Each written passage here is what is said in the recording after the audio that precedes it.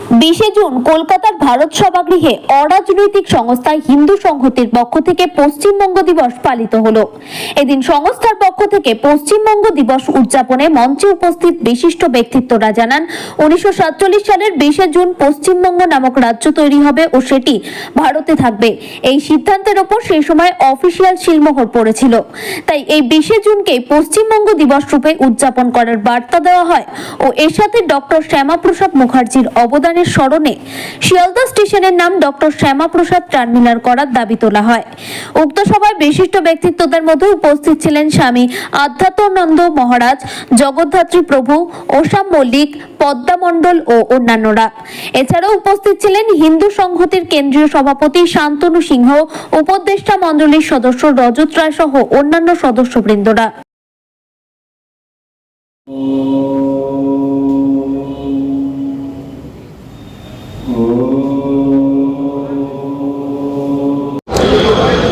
আজকের দিনে 1947 20 জুন তখন আমাদের বিধানসভা ছিল না, ওটাকে বলা হতো লেজিসলেটিভ অ্যাসেম্বলি, বঙ্গীয় আইনসভা। সেখানে প্রশ্ন উঠেছিল পশ্চিমবঙ্গ বাংলাকে ভাগ করা হবে কি হবে না। যারা লেজিসলেটিভ অ্যাসেম্বলিতে ছিলেন সমস্ত হিন্দু মেম্বার যারা, তারা ভোট দিয়েছিলেন বাংলাকে ভাগ করে পশ্চিমবঙ্গ করবার জন্য। এবং শুনে আশ্চর্য হবেন, comrade Jyoti Basu, communist party of India, তখন তো সিপিআইএম হয়নি, জ্যোতি বসু কিন্তু ভোট দিয়েছিলেন এই বাংলাকে ভাগ করে পশ্চিমবঙ্গ হওয়ার জন্য। এই পশ্চিমবঙ্গ যদি না হতো, আমরা বলি বা সেদিন বলা হয়েছিল পশ্চিমবঙ্গ হচ্ছে বাঙালি হিন্দুর হোমল্যান্ড।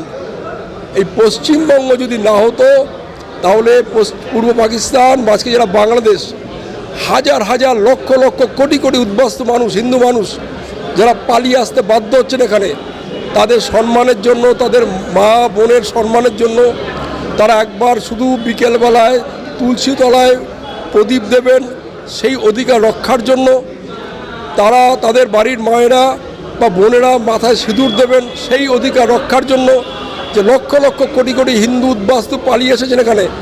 আজকে পশ্চিমবাংলা না থাকলে, পশ্চিমবঙ্গ না থাকলে তারা থাকতে পারতেন না।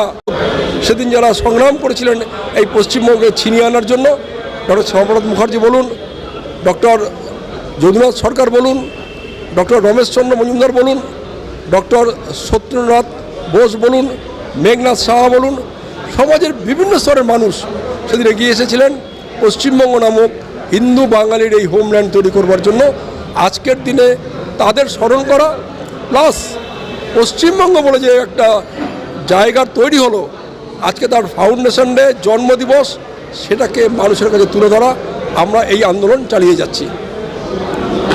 চাই পশ্চিমবঙ্গ দিবস উপলক্ষে কেন পশ্চিমবঙ্গ সৃষ্টি হয়েছিল, এটা বাঙালি হিন্দুর হোমল্যান্ড, এটা বাঙালি হিন্দুর শেষ আশ্রয়স্থল, তাকে বাঁচিয়ে রাখার দায়িত্ব আমাদের সবার। এই বার্তা সবার কাছে পৌঁছতে চাই, সবাই যেন দিনটাকে বেশি করে পালন করে, এই দিন সম্পর্কে যেন বেশি করে আগ্রহ তৈরি হয় এবং বাস্তব পরিস্থিতি কিসের উপর ভিত্তি করে এই দিন তৈরি হয়েছিল, এই রাজ্য তৈরি হয়েছিল, সেটা জানার প্রতি যেন মানুষের আগ্রহ বাড়ে, এটাই আমাদের লক্ষ্য।